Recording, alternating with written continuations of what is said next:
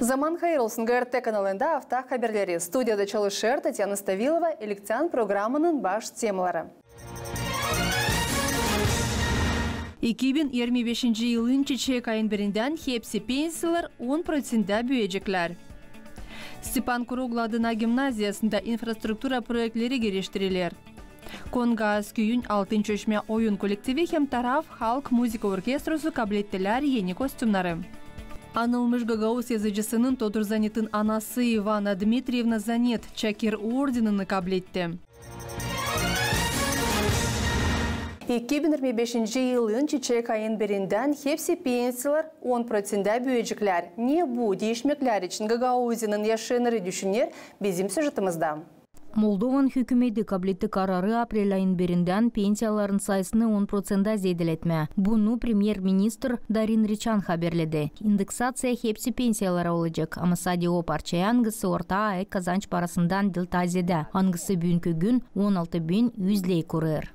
Vreau să menționez în acest context că din 2021 și până acum, în 4 ani, s-a reușit ca pensia minimă 2021 yıldan bugünkü günlerden 4 yılın süresinde minimal pensiyanın sayısı 1188 leyden 3055 leye kadar yükseldi. 2025 yılda böyle yoktu oldu. Biz anlarız ki bu para yetişmiyor ama hesaba alın ki hükümet hepsini yapır ki Moldovan pensionerları daha iyi yaşasınlar. Pensionarii din Republica Moldova să-și crească nivelul de viață. Taylerden 2025 yılın bütçesini kabul ederek lav giderdi sadece 6,1% için. Sonra kararlandı onu 10%'da kaldırma. Ama çoğu pensionerler sayırlar ki bu para da az. Zira uymur inflasyanın sayısına. Это мало, конечно, по сравнению. Elbette bu pek az. Inflasyaya göre ne bu 10%? Pensiyalarımız küçük. Sağ olsunlar bizim uşaklar. Спасибо детям. Пенсии очень маленькие.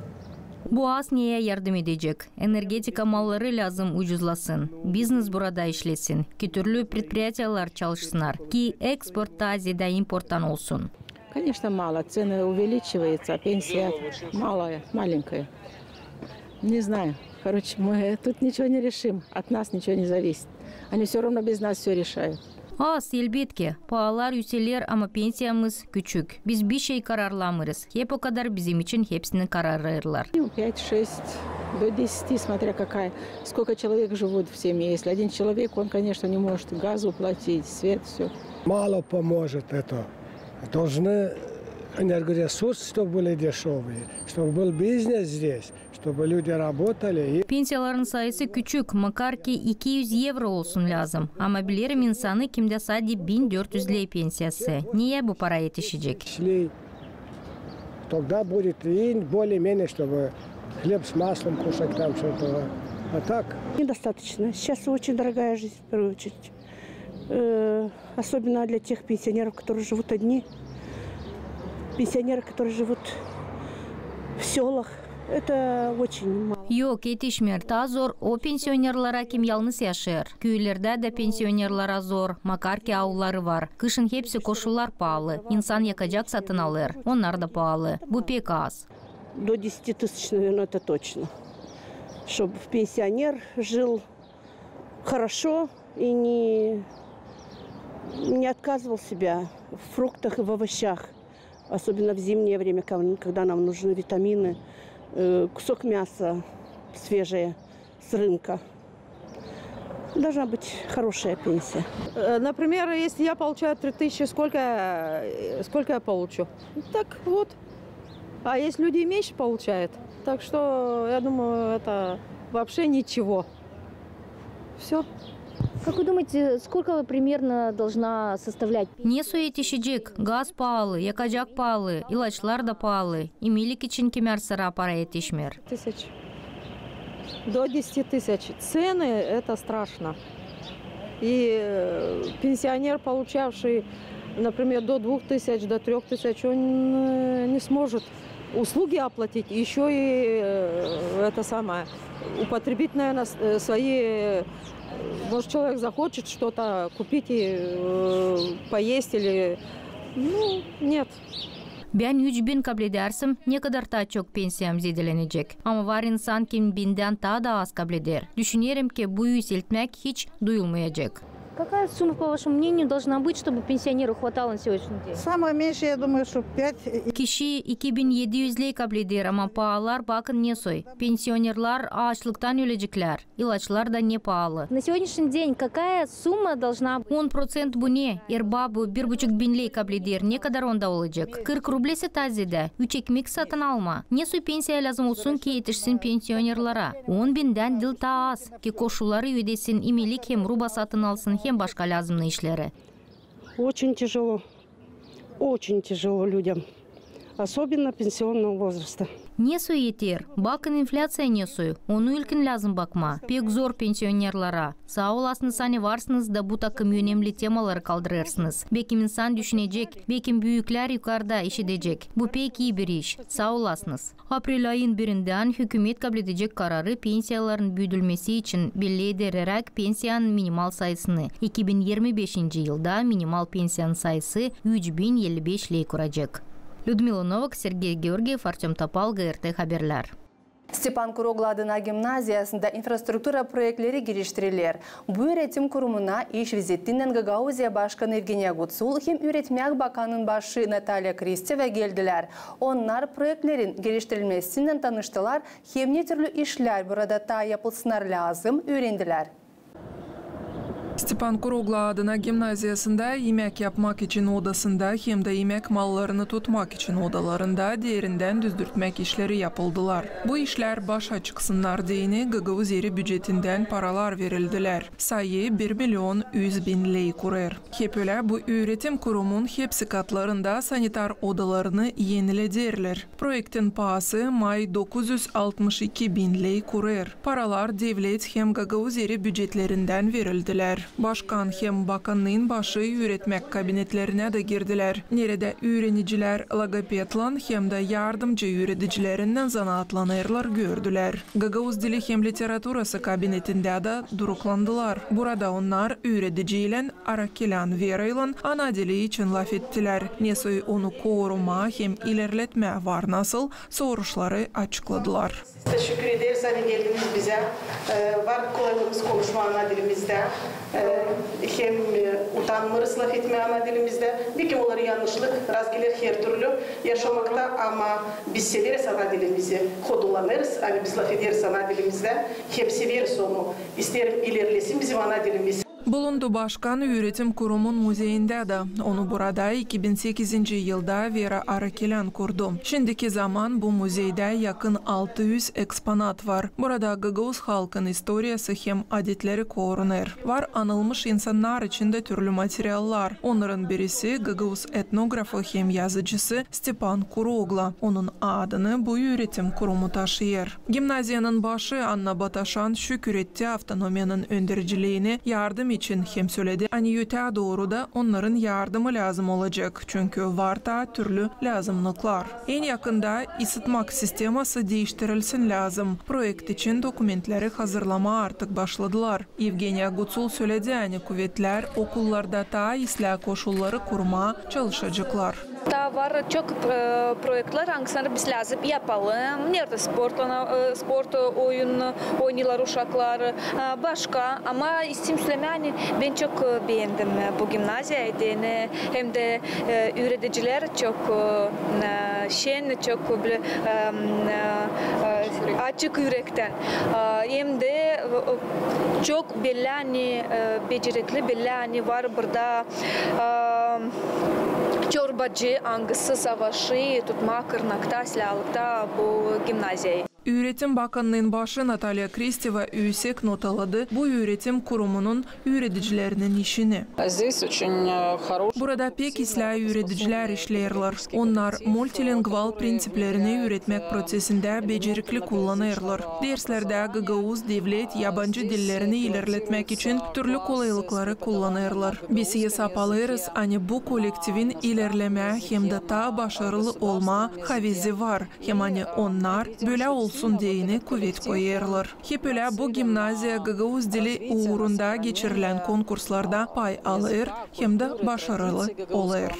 Stepan Kurogla adına gimnaziyasında 307 öğrenci öğrenir. Gagavuz Yeri Öğretim Bakanlığı'nın reyting notalamasına göre bu okul artık birkaç yıl sıra vardı Gagavuz Yeri en iyi gimnaziyaların sayısına girer. Valentina Çoban, Vyacheslav Kısa, Maria Kazaku, GRT haberler. Koнгаз kүйін Алтын Чөшме oyun kolektivi hem taraf halk muzika orkestrosu kablettiler yeni kostümleri. Başışları verdi Gagauziya Başkanı Evgeniya Gutsul hem Kultura Bakanı Marina Semyonova. Tadirinden Natalya Andriyesh. Yeni scena kostümlerin verilmesi bu önemli bir olay türlü yaratıcılık kolektivleri için. Olsa o tiyatro trupası, oyun grupası ya da müzik ansamblisi. Kostümler gösterirler halk tradisiyaların zenginliğini hem zebelliğini. Söylerler Altın Çeşme oyun kolektivin azaları. Ben pek bildiğim o kostümleri. Onu da pek güzel o zor. Ben bildiğim bu kostümleri çünkü onlar gösterirler bizim kültürasını. Ben pek beğendim çünkü kostümleri onlar pek renkli hem güzel. Bu kostümlerde ben kendi uygun hem serbest duyarım. Koнгаз köyün Altın Çeşme oyun kolektivi hem taraf halk muzika orkestrası tanıdırlar Gagauziya Dil Sadi Respublika uğrunda ama dünya arası konkurslarda hem festivallerde. Bunun için onlara yeni kostümler lazımdılar. Nişanlar Koнгаз Kultura Evi başı Matrona Hristeva. Onlara pek lazımdı bu kostümler çünkü uşaklar büyürler.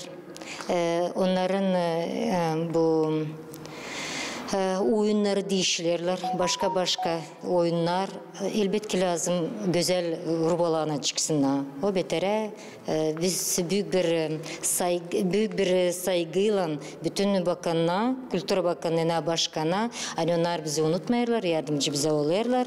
Her zaman bu dil ilk rubalara diktiler bize. Öte doğru da umudumuz var, hani hep bu uğurda beraber çalışacağız, hani Gagauziya kültürası ilerlesin.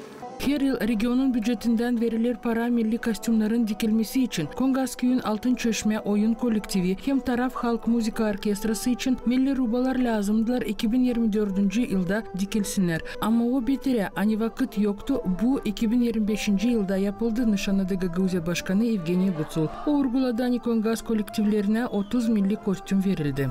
Onlara lazım değiştirme zaman geçince bu milli kostümlerini. Biz primarlana Koнгаз köyünün onun yardımına hem Marina Semyonova o Kültür Bakanlığı'nın başı beraber biz geçen yıl bu Koнгаз köyünün uşakları hangisler çok güzel oynuyorlar, çok güzel türkü söylüyorlar. Onlara da şimdi 30 komplekt verdik yeni güzel milli kostümleri. Bu yılın 25. yılda biz başka köyleri koyduk. İsim yani biz her bir köye savaşacağız. Kimde var böyle kolektifler yardım etmeye. Dene kostümler açan uşaklar çok oynuyorlar. Onlar biraz vakitle sonra onlara lazım. Neredeyse kopya, neredeyse eski oluyor. Onlara lazım zamandan zamana değiştirme. Ondan da biz savaşacağız. Hani bizim Gagavuz kültürümüz, bizim uşaklarımız bilsinler tradisiyalarımızı. Hem de göstersinler başka insanlara da. Hani bizim bu Gagauziyamızı bilsinler, çok güzel bir turist yeri. Koнгаз köyün Altın Çeşme oyun kolektivi hem taraf halk muzika orkestrasının azaları yeni kostümlerle giyimli birkaç numara gösterdiler. Milli rubalar olacaklar onların numaraların önemli payıyla hem de gösterecekler Gagauz halkın koloritini.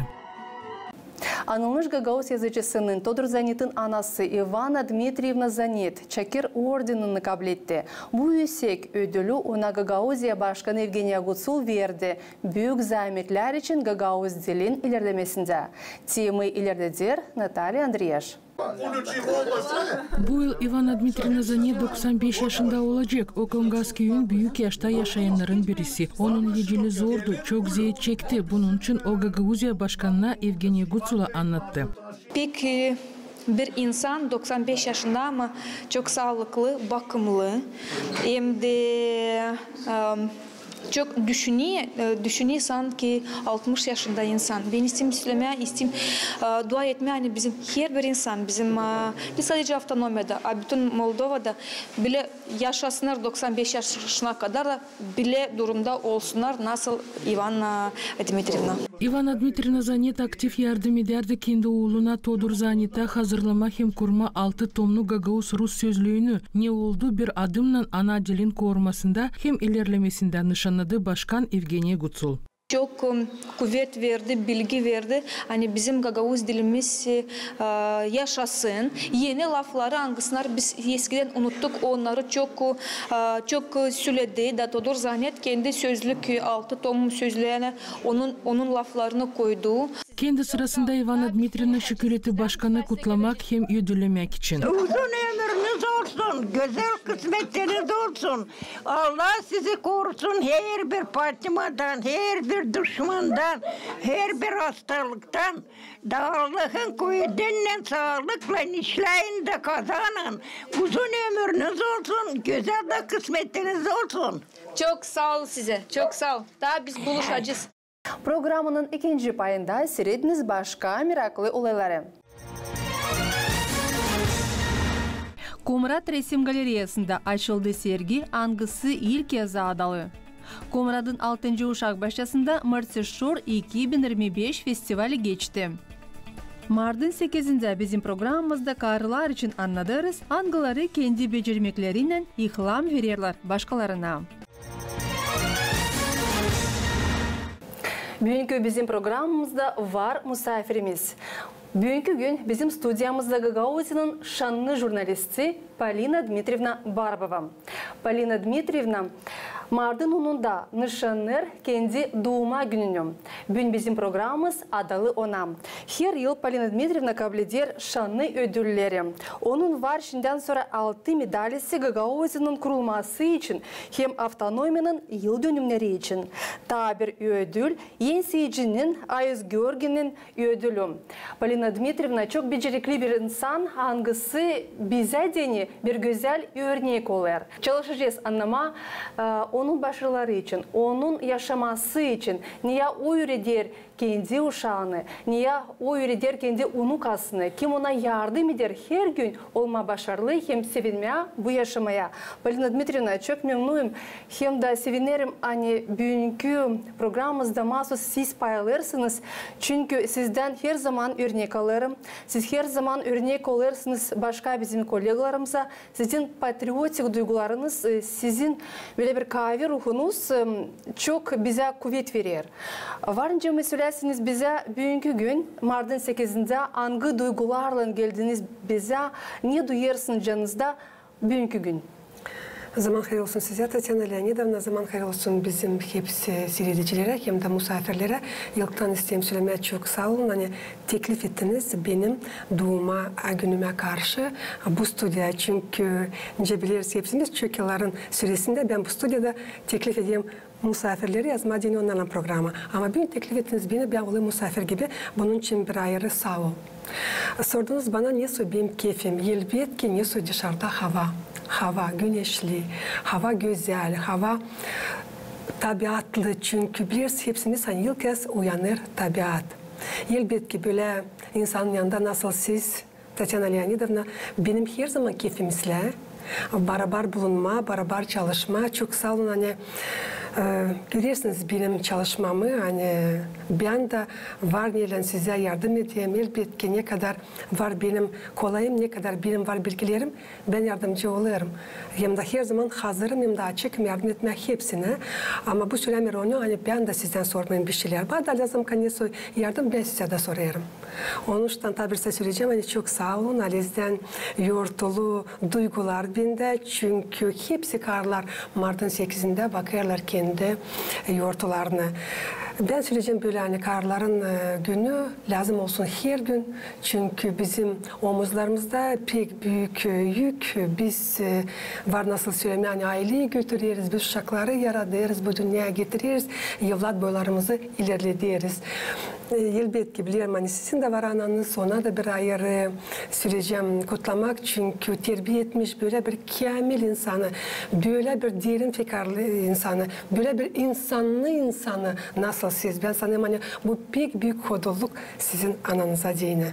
Ayrı bir sağ olayım da isterim söylemeye hani çok sağ olasınız böyle kamil uşak için. Çok sağ olasınız Tatyana Leonidovna için. Çünkü Tatyana Leonidovna bu kolektifde var nasıl söyleyeyim yani örnek gibi olur başka kolegalara göre. O her zaman açık, her zaman hazır yardım etmeye, o her zaman insancasına seni isteyecek, insancasına sana söyleyecek. Görmüyorum hani olsun öyle ne söyledi başka duygular size. Her zaman gelirsiniz bizim kolektive bir şav gibi. Ben söyleyeceğim sabırla görüp sizi benim her zaman keyfim kalkar. Alizden Tatyana Leonidovna size söyleyeyim kendi duygularımı. Büyün baba Mart ayın 8'inde açan bütün dünya nişanlar karların gününü. Ben çok şükür ederim böyle sıcak laflar için. İsterim size de söyleme hani var az bile insan ınglarının varınca açıkça laf etmeye her bir temaya göre. Çok şükür ederim Allah'a hani var bile insanlar bizim kolektifimizde nicesiz. Anglarından biz her zaman varınca nasihat alalım. Polina Dmitrievna, aile için biz ileri doğru biraz daha laf edeceğiz. Şimdi ama isterim başlama bizim programımızı sizin yaratıcılık yolunuzdan. Niçin geldiniz bu zanaata? Neden başladı sizin zanaatınız? Bilirim hani jurnalistikada taraftan çok yaptınız ama çok yaptınız ki bizim Gagauziyamız kurulsun. Var çok medaliniz bu orada. Neden başladı sizin yaratıcılık yolunuz?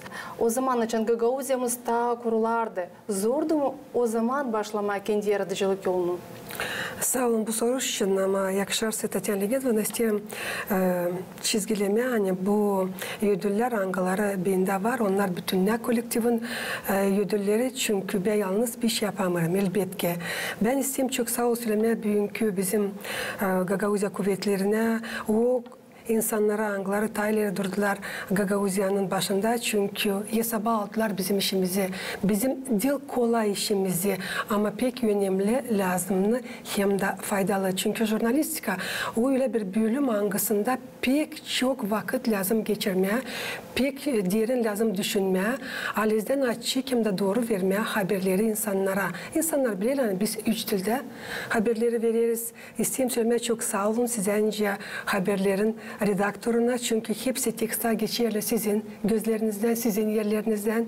Ben çok memnunum hani siz mahsus bu yerdeysiniz. İsteyim söylemeye hani sizden karya ben bugünkü gün görmeyeyim kimseyi bu görevde çünkü yüz dili kullanma bugünkü gün bu çok eder. Siz yaparsınız redaksiya bizim tekstlerimize. Ben söyleyeceğim hani pek bir öyle önemli hem de cevaplı redaksiyada çalışırsınız.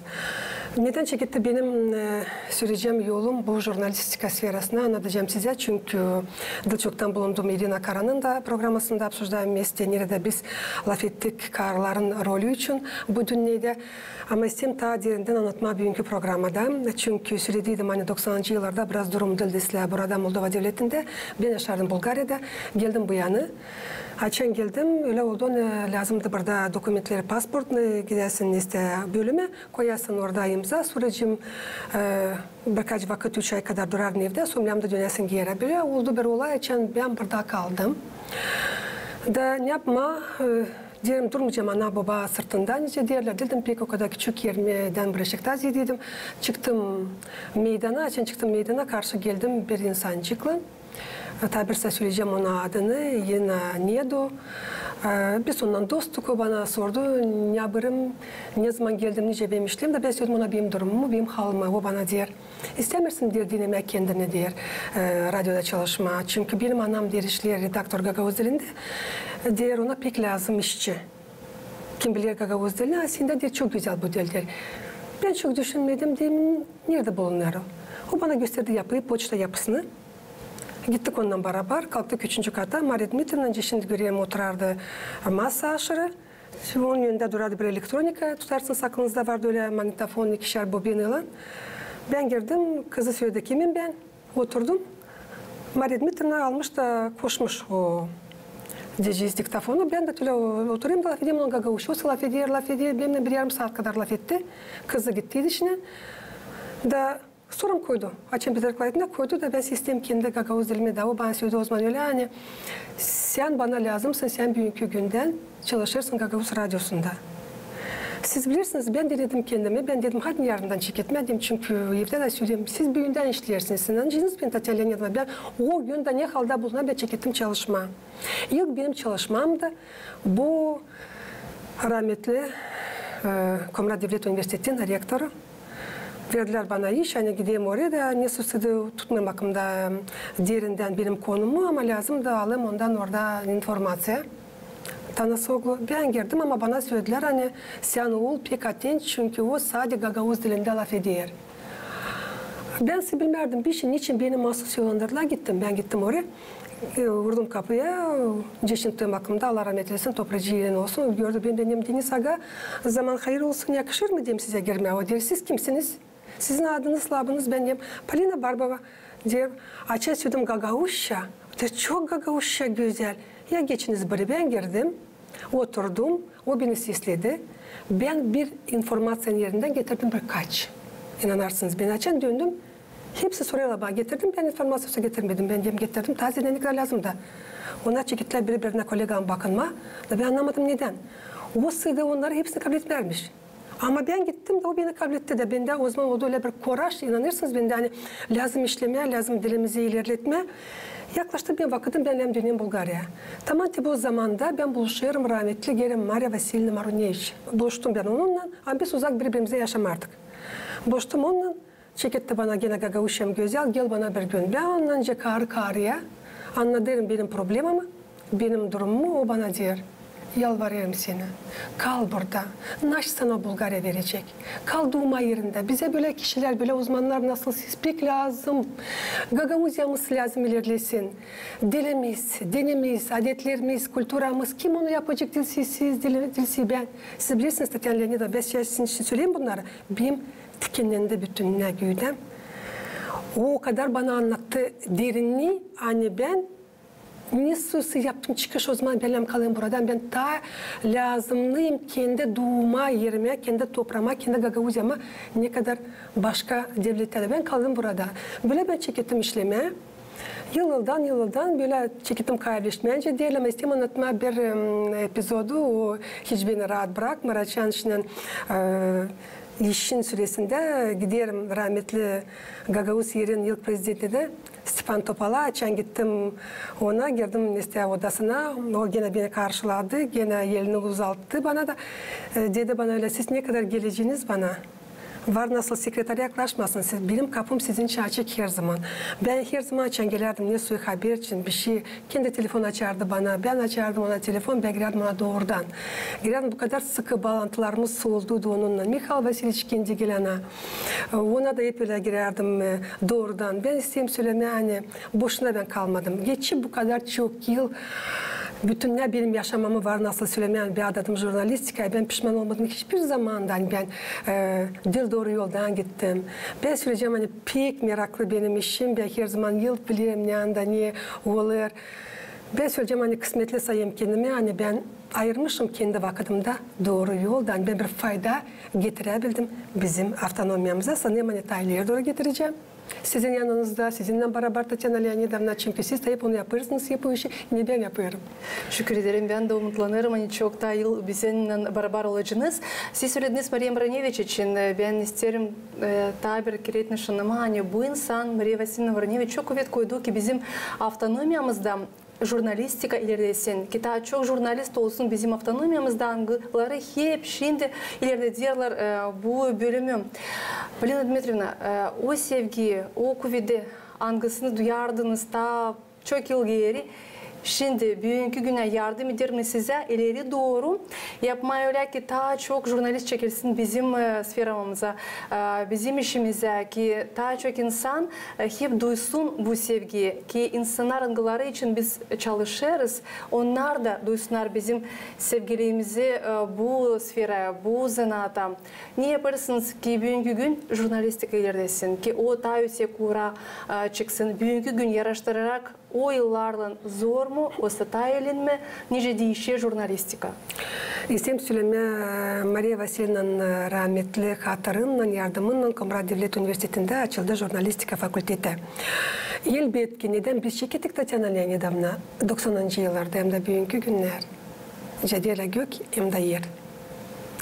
Çünkü tabi tekrarlayacağım hani o zaman bu iki bobin olan elektronikalar, onlar pek ağırdılar. O mikrofonu ona kadar ağırdılar hani Gökçe'se söylemeye. Biz Çin sabahıyla 6'da mı yazın, yarım ediyor, biz çıkardık evden Tatyana Leonidovna. Giderdik köylere, kırlara, bulardık brigadir mi, agronom mu, işçileri mi Çin sabahıyla çünkü kendimiz biliriz hani insan tazede kırda işlerdi o zamanlar. Ondan sonra bulup onları gezerdik birkaç kilometre kırlar içinde bulunca. Allah ederdik o kişinin kim bize lazımdı, kimden alma informasya süreci. Binerdik bizim maşına, binerdik. Hani vardı bizim iş maşinamız olsa binerdik mi onun maşinasına. Gelerdik bakardık bir yapımı, odasını mı, yana koyma, rozetka, yana yazma zordu o zaman. Ben size söyleyeceğim pek zordu işleme. Bugünkü gün hepsi var. Sadece olsun havesi. Biz yanardık 90. yıllarda. Yanardık hani kim bu küçücük halk da onda her bir evde işitilsin Gagavuz radyosu. Çünkü vardı kendiniz bilirsiniz radyo toçkalar. Her bir evde. Hepsi insan. İnformasyon işiderdi mahsus bizden. Biz için sabahleyin savaşardık. Biz bakmardık hani tazeden işlersin günde olsa tas mı saat 1'de gece tutuyorum aklıma geldiğim bir sabah Orçu köyünden gece yarısı saat 1'den siz anlarsınız doğru. Şimdi hepsi var. Pindin maşına gittin çıkardın geldin yerinde montaj da var operatör da var redaktörlerimiz de var. Sadece havis olsun sevgi olsun kendi işine. Ben size söylemem burada bir iş. Hani yerlim insan görmezse kendisini mesleği bölümde daha çalışmasına orada. İnsan severse kendi işini. Sadece o zaman var nasıl ilerlesin. Sadece o zaman var nasıl uzman olsun. Siz doğru söylersiniz. Hani sevgiden başlar her bir iş. Ama sevgiden kara ne lazım yapsın tam jurnalist hangi prensiplere göre lazım işlesin, hangi karakteri lazım olsun ki her zaman doğru yoldan gitsin. Siz bilirsiniz ben size böyle söyleyeceğim hani savaşma her zaman verme açıktan hem de doğru informasyayı. Biz onu verirsek doğru insan da bilecek halde ne olur. Her bir jurnalist lazım versin doğru informasyayı. Ben böyle söyleyeceğim. Da korkmasın bir şeyden hem de kimseden. Tabi bir soruşum olacak. Pek sık jurnalistika öyle bir zanat. Hangisinde siz bilmirsiniz hangi saatte eve döneceğiniz, nereye şimdi olacaklar, ne şimdi lazım yapma. Böyle bir operatif işimiz. Bu orada bize pek lazımlı ailenin tutturması. Siz duyarsınız mı ailenin tutturmasını? Anlardı mı sizi her zaman aile? Açın lazım da kendisini daha çok başlayasınız işinize. Ne kadar ailenize? Olardı mı böyle bir durum? Hem nice bu durumdan çıkabilirdiniz? Ben size söyleyeceğim çok iyidir senin işinden. O severse de seni nice karıyı, o sevecek senin işini de. O hazır olacak her zaman. O süreceğiz işe. Ne zaman sen geleceksin? Ne zaman sen gideceksin? O lazım inansın sana. Uşağım da benim elbet ki her zaman beni tutturardı hem de tutturur. Ama söyleyeceğim öyle bir iş. Açan geldiği de vakit kararlasın diye benim kızım nereye gitsin öğrenmeye sordu bana o zaman. Anam, ya yarasım jurnalistikayı sanki. Siz bilirsiniz ben ne söyledim ona?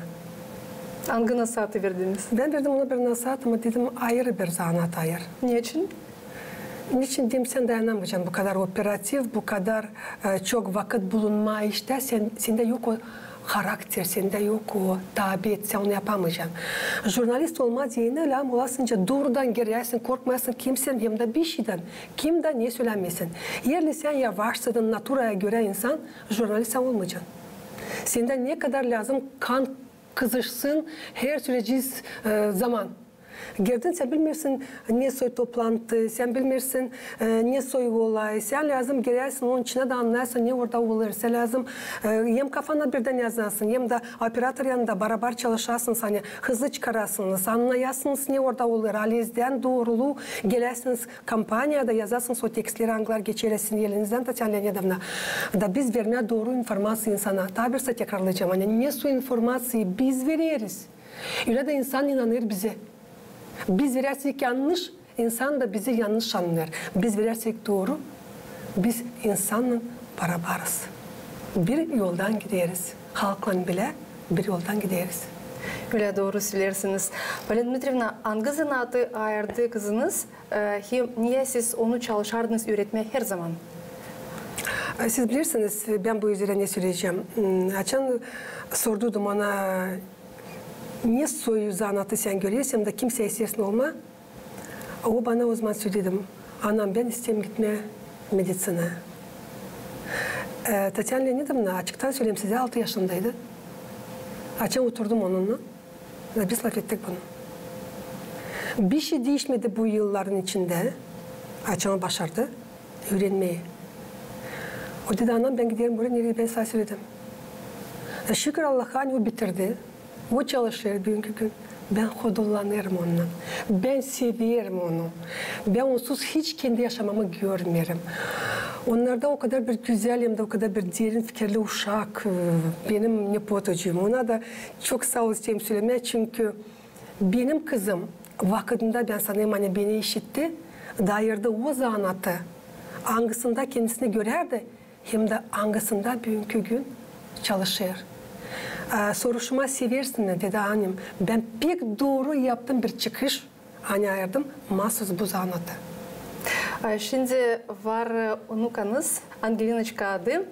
Onu da niye öğretirsiniz? Bilirim hani o daha küçük yaşında ama hep o kadar tabu yaştan kimi uşaklar şeyden sonra söylerler anaya kim ister olma ya da niye daha çekilir. Onu niye öğretirsiniz? Kim niye çekilir belki şimdi de Angelina? Siz bilirsiniz, isterim söylemeye size böyle hani. Halim tazide bu bizi şimdi öğretiyor. Bakmadan... Büyük uşaklar ile. Öyle ben isteyeyim söylemeye hani ta 5 yaşında yok şimdi April'de olacak, çiçek ayında olacak 5 yaşında ama çok işler var nasıl öğrenme onlardan şimdi büyük günler.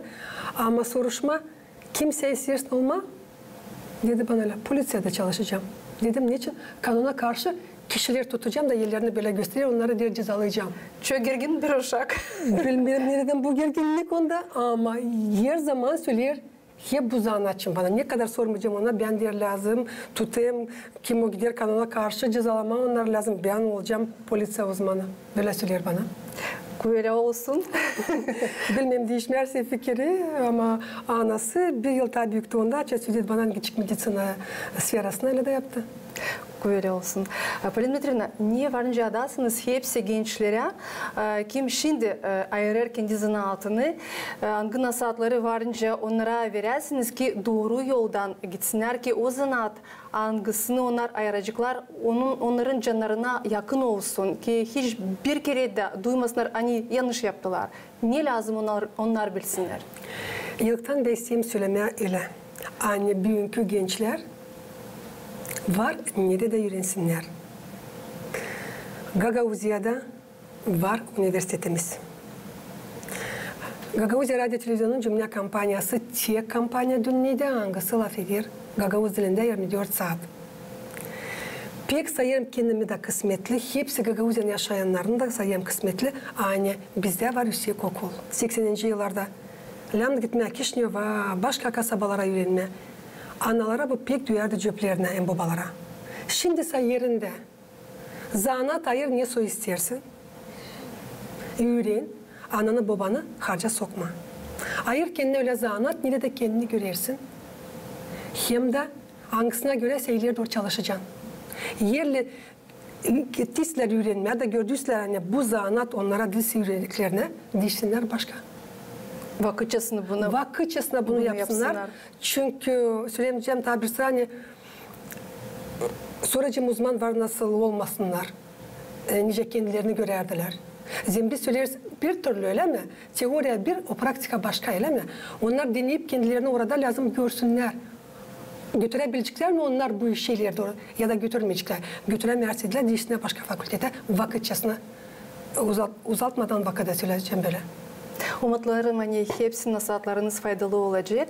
Hem de Polina Dmitrievna, bugünkü yurtta isterim hepsi karılara da siz nasihatları verirsiniz. Nice kısmetli olma, nice başarılı olma, nice sevinmeye bu yaşamaya. İsterim bir daha ekleme, bu zanaatlar için analara, babalara danışma. Hani bir zaman siz nerede görüyorsunuz kendi uşaklarınızı, siz orayı onları yandırmayın öğrenmeye. Çünkü onlardan uzman olmayacak. Uşak lazım kendi anlasın, hem ayırsın kendine zanaat. İsteyim söyleme kısmetli olma diyene ne lazım mı? Yanında lazım olsun size insan. Senin eşin mi? Senin uşakların mı? Yanında lazım olsun işte size kolegaların. Kısmetli olma lazım olsun senin nepotaların. Kısmetli olma diyene lazım yaşamayı kabul etme öyle ne soyu var. Biz bir şey değiştirmeyeceğiz bu yaşamakta. Her zaman küsürü gezerseydik o da bize gelecek. Lazım her zaman sevinme ilk buna hani Allah yardımcı oldu da biz yetiştik sabah, dua etme Allah'a hani biz yetiştik sabah. Geldik meyve işten dua etmeyen biz yetiştik kavuşuma. Neyim pahalı var bu toprakta yaşamaktan?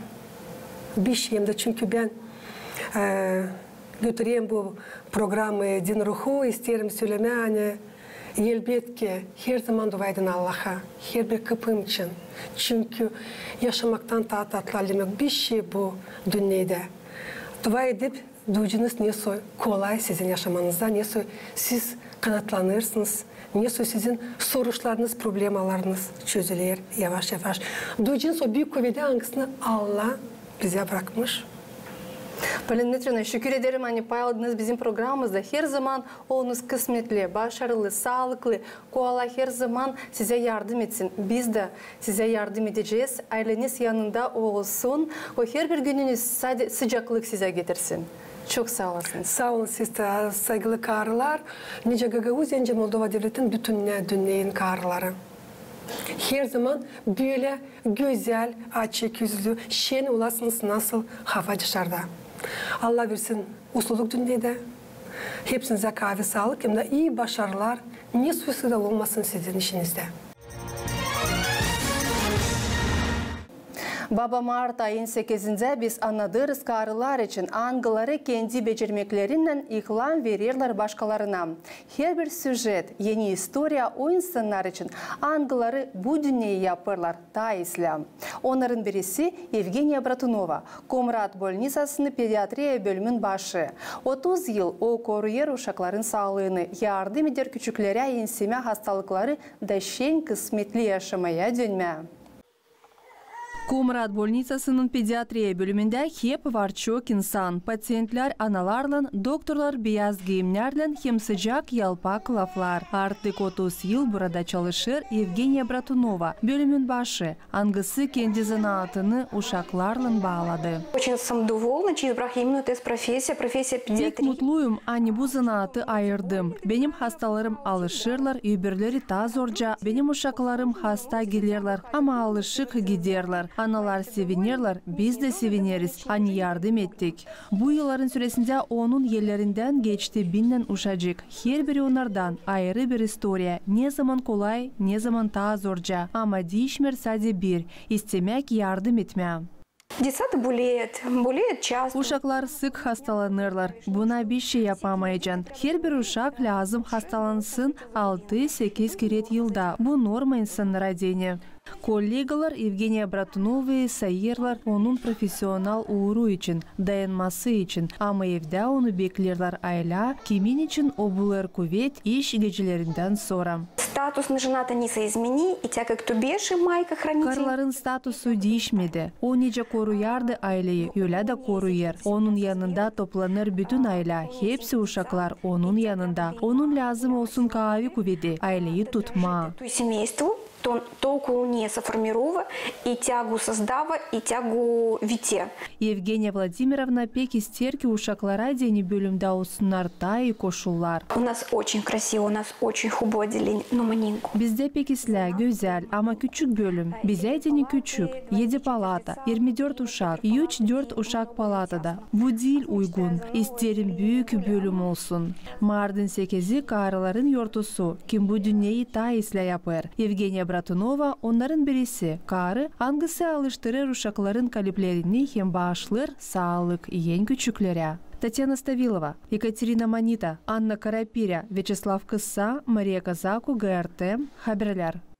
Bizim süjetlarımız karılar için angaları çok kuvvet koyuyorlar ki Gagauz автономиясында türlü sferalar ilerlesin. Bugünkü süjetimizde Irina Bratan için. Ирина Братанчин Чыдырлунга касабасындан кары олма дейіне булав сөйлер onu аны lazım koruma adetleri, terbiye etme uşakları hem de yapma bir şey güzel. Başlangıç klasların yöneticisi, yılın en iyi yöneticisi konkursunun enseyicisi, 4 uşağın anası o yetiştirir hepsini. Var nasıl söyleme, Anitazi de yetiştirir yapma.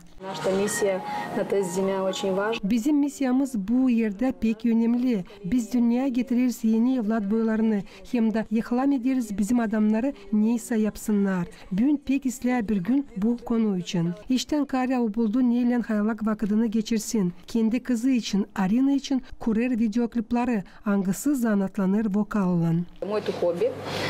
Аз готовим ничего мне надо саражда в глава таквату идея. Bu benim seven işim. Açan kafamdan ne suysa ideya peydalanır, taşırım onu. Var nasıl gece kalkayım, yazayım diye bir şey ki aklımda kalsın. Bu benim içimde yaşar. Ben bilmiyorum nice bu iş olur, o kendisi gelir. Ben kuvvet buna harcamarım.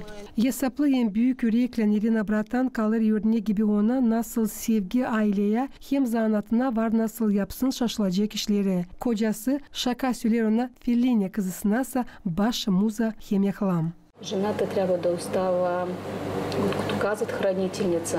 Тя трябва да храни. Karı lazım kalsın nice diğerle koruyucu, lazım korusun hepsini. İlk lazım ailede korusun, o çeketmeyi, hangisi ona adalı. Dadil önemli, onda kız mı ya da çocuk mu, hangıları bizde var. O lazım onlara bu kökleri versin, hangıları bizde var. Ki onlar unutmasınlar. Nice denilir, hangi tokattan çıktılar, unutmasınlar diyene kim onlar. Bakmadan her günkü evdeki işlere Irina Bratan bulur vakit yaratıcılık için hangisi onun yaşamasını yapar, daha açık, ailesini ise daha yakın birbirine. Polina Barbova, Екатерина Манета, Вячеслав Кыса, Алексей Герчу, ГРТ, Haberler. Sevgi halk yaratıcılığına ta sık büyüklerden evlat boylarına geçer. Halizden insan işlerse pak çalmayı. Angelina Stamat Kazaya köyünden folklor türkülerini kendi türkücülüğün temeline koydu. Halk türkülerini o çalır o soyda nice anasından işitmiş. Kim tutarsa aklını da nice evvel vakitta. Ангелина Стамат dil sadi halk türkülerini çalan türkücü. O insan hangisi tradisiyaları diri konuşmakta koruyor. Halkın kültürü varlığını türkücü anasından kapmış, hangisi akapella çalarmış. Angelina Andreevna dini anası Halis örnekmişti. Anam açan çaladması da büyük kardeşimle, kız kardeşimle kakım uyuyordu ama ben ağlardım da öyle canım acıyardı anama anti o çalayı bu türkülerde ben neyse o türkülerde ne var ya ta uzman anladım anti zormuş zor. Bugün Angelina Stamat halk türkülerini çalır o soyda nice küçüklüğünde işitmiş. Bu türküler hepsi nice değerli azdan onlar yaşamaktan alınma ama vakıdın biri onu çalmazlar. Biz gençtik açan ben delikanlı kız oldum, evlendim, türkü çaladım, Rusça da çok çalayım. Sonra açan çekittim çalmaya bu garip türkülerini. Kakum da pek çaladı. Başladılar sesleme. Angelina Stamat, millet varlığını türküler aşırı, savaşır korutma nerede de olmasa. Halk türkülerini türkücü konuşkalarda, köyün yurtlarında aşırı da çalır. Bulgariyada onun sesini Bulgar gagavuzları tutturmuşlar. Eve gelirken Bulgarya'dan uğradık bir Gagavuz köyüne. Bulgarya'da var çok Bulgar Gagavuz köyü. Ben çaldım orada türkü de öyle onunla beğendiler de onunla da beğenine bile çaldılar beraber. Da ona bileyla o türküleri. Ona Gagavuz olan bileyla. Ona kendileri değildi buralardan. Onların dedeleri buradanmışlar. Halk türkücüsü Angelina Stamat şen manileri de çalıyor. Onun repertuarları halkın can renklerini açıklıyor. Böyle şen türküler publikayı sevindirirler. Sokaktan bir ses gelir, çıkın bakın kim gelir. Kızlar gelir oraktan, ketkaları varaktan, ketkaları varaktan. Angelina Andreevna halk kulturasını halis korudan insan. O kendi halkından hodulanır. Vatanını sever, halk yaratıcılığına pek inceli yaklaşır. Benim Gagavuz'u seveyim, insanımızı da milleti de, seveyim yerlerimizi de, seveyim ne biz yapıyız, ne bizim aramızda adetlerimiz de, türkülerimiz de hepini beğeneyim. Yokunca candan öyle laf yok söyleme, çok seveyim. Halk motivlerini hem derin tradisiyalarını birleştirerek halk türkülerin çalınması kültüranın korunmak marturu. Svetlana Dimitrogla, Sergey Georgiev, Maria Kazako, GRT Haberler. Yanında Mari bir Gagavuz kızı. Komrad'ın 6. uşak başçasında Martişor 2025 festivali geçti. Olayda kasabanın 8 uşak başçası pay aldı. Yortuda Svetlana Dimitrogla bulundu. Şiirler, oyunlar, türküler, şıralı millet giyimleri Martişor İlkiyas yortusunun donakları oldular. Olay Pak devlet dilinde geçirildi.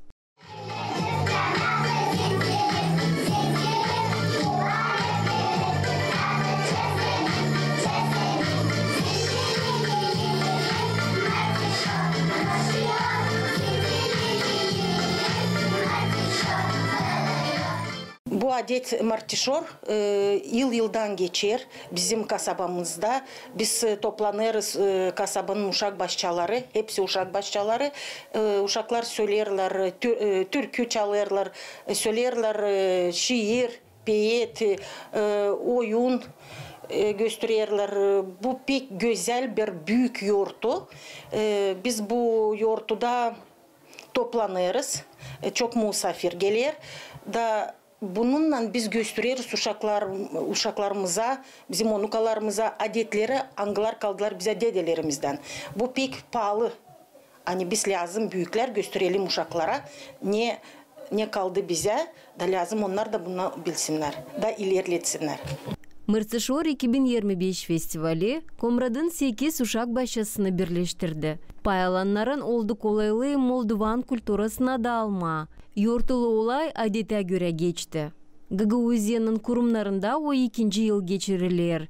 Belirtti Üretmek Bakanı'nın başı Lidia Ostaş. Birkaç yıl oldu. Hani biz bizim uşak başçalarına laf ettik. Söyledik onlar kendileri de yapabilirler. Başka yortuları da festivalleri geçirsinler. Geçen yıl bu festival geçti 9. uşak başçasında. Onlar çağırdılar başka uşak başçasından uşakları hem üreticileri de onlar gösterdiler böyle güzel programlar. Nerede onlar söylediler şiir ilk yaz için şiir bu güzel bizim yurtumuz için Martişor için getirdiler güzel Martişor. Bu sene bu güzel yurtu güzel festival geçer 8. uşak başçasında. Burada Komrat'a katılırlar 8 uşak başçası Komrat'tan. Yurtuda şen türküler yöttüler. Uşaklar Moldovan millet oyunlarını oynadılar. İlk yazın simvolu Martişor salonun her yerinde güzelleşerdi. Simbol angısı başarılı hem sevinmeli getirir. Festivali hazırlama hem geçirmeye yardım etti üreticiler, analar, babalar, belli etti Komrad'ın 6. uşak başçasının başı Olga Mikhailova. Bu bizim milletin halk kulturasının payı. Bunsuz geleceğimiz yok. Bunun için uşak başçasında uşaklara sevgiyi, halk adetlerine terbiye ederiz. Biz bir türkü hem bir oyun gösterdik. Festival uşakları kultura varlığından tanıştırdı. Hepsi katılanlara şıralı duyguları hem ilk yaz havizini başladı.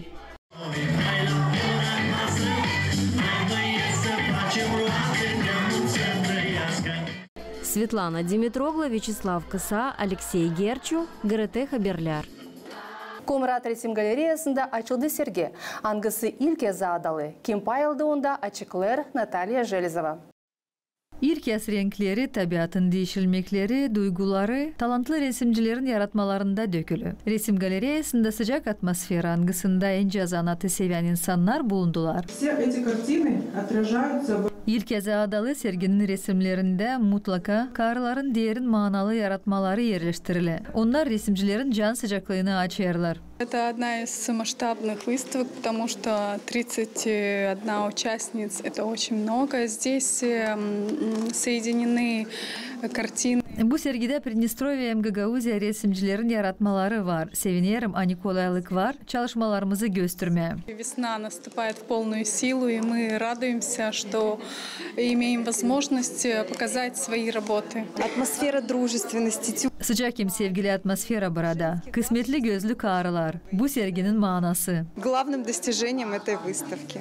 Yaratmalarda karıların bakışları yaşamaya, tabiata, duygulara. Unikal portretler, çiçekler, açık gökler, meyvalıklar ilk yazın güzelliğini açıklarlar. Приехала сегодня из Приднестровья, из Бендер. Я вообще сама из Чедерлунги. В Приднестровье 15 лет. И сегодня я была рада приехать на выставку в родные стены. Ben Çadırlunga kasabasında doğdum. Yaşarım Pridnestrovye'de. Sevinirim ani katıldım sergiye. Çok yeni yaratma gördüm. 31 художница, это очень хорошая выставка, интересная. 31 resimci. Bu çok iyi. Herkesin teklif ederim gelmeye de görmeye. Я советую всем прийти, посмотреть, вдохновиться и взять краски в руки и тоже рисовать. Resim galerisine getirdim ikonaları, angısını ben yazarım. Bugün bu sergide sevinirim, hani yakıştı oldu, nasıl getirme, gösterme, hani insan gelsin de bizim Gagauzlar görsünler, neyle ben zanatlanırım. Ben sevinirim, hani var bu sergi nerede var, nece gösterme insana Gagauzya'da ikonayı, angısı yazılır, kanunlara göre angısılar kaldı bize evvelden. Serginin paylananları duygularından paylaşırlar, hem unikal yaratmalarından misafirleri tanıştırırlar. Talantlı, güzel karılar, Gagauzlar da, dil Gagauzlar da, bugün görüyoruz, dil Gagauzkalar da var aramızda. Paylaşırlar bu sergide, gösteriyorlar kendi güzel resimlerini.